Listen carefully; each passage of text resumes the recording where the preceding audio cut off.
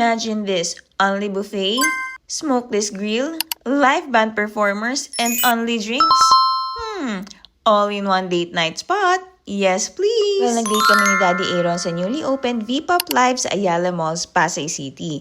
Under rin siya ng Vikings Group which opened last July 2025. Pero grabe, ang daming agad pumupunta dito. Pagdating sa foods, sure na hindi ka mabibitin sa dami. Knowing Vikings, sigurado worth it ang ibabayad mo. Let's start with the carving station. Lechon belly, of course.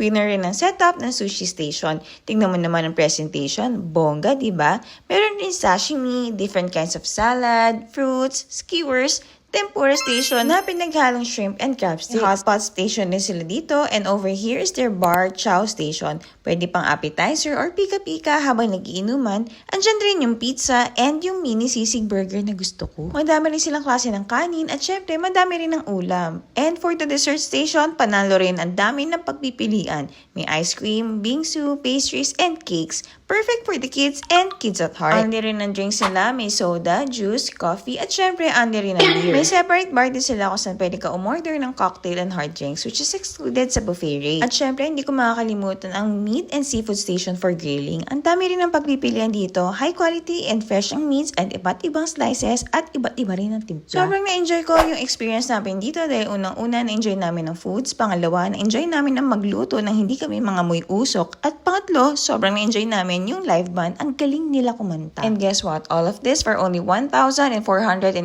pesos. By the way, meron rin silang private rooms for intimate events. Kung kakatulan ang V-Pop Live, it's a thumbs up for me. Perfect mix of great food, good music, and affordably luxury dining experience you'll keep coming back to.